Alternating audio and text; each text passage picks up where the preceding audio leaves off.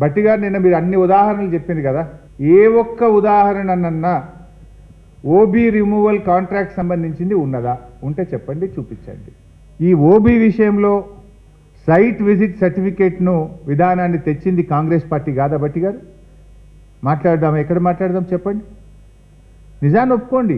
2025 జనవరి భూపాలపల్లిది site visit certificate లేకుండా అయింది.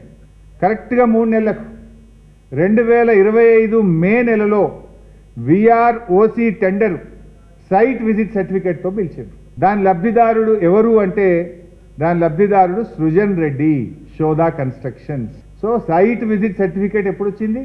2025 మేలో వచ్చింది. దీన్ని మసిబూసి మారేడికాయ చేసి ఇదేదో పాతగానే ఉండే వెనుకటనే ఉండే అని నానా తంటాలు పడ్డాడు పాపం బట్టి గారు. ఓపెన్ కరప్షన్, రెడ్ హ్యాండెడ్గా కాంగ్రెస్ దొరికిపోయింది. ఇంకేం బుకాయిస్తారు? ఈమెయిల్స్ ఉన్నాయి, ఫోటోలు ఉన్నాయి, వాట్సాప్లు ఉన్నాయి, వీడియోలు ఉన్నాయి, ఇంకేం కావాలి? నేను అడుగుతున్న బట్టి గారు, కొంతమందికే సైట్ విజిట్ సర్టిఫికేట్లు ఎందుకు ఇచ్చారు, మిగతా వాళ్ళకి ఎందుకు ఇవ్వలేదు? కానీ నేను చెప్పదలుచుకున్నది ఒక్కటే బట్టి గారికి, దయచేసి మీరు రేవంత్ రెడ్డి గారి కళ్ళల్లో ఆనందం కోసం పనిచేయకండి. రాష్ట్ర ప్రజల కళ్ళల్లో ఆనందం చూసే విధంగా పనిచేయడం ఒక సీనియర్ నాయకుడిగా మీ బాధ్యత అని నేను చెప్పదలుచుకున్నాను. అందుకే మీ కాంగ్రెస్ పాలనలో జరిగిన బొగ్గు స్కామ్లో ఒక సిట్టింగ్ జడ్జి చేత, సుప్రీంకోర్టు, హైకోర్టు సిట్టింగ్ జడ్జి చేత లేదా సిబిఐ చేత విచారణ జరపాలని చెప్పి నేను డిమాండ్ చేస్తా ఉన్నా. ఏమంటున్నావు? ఉత్తరం రాయి, నేను రేవంత్ రెడ్డితో మాట్లాడి చెప్తా అంటున్నావు.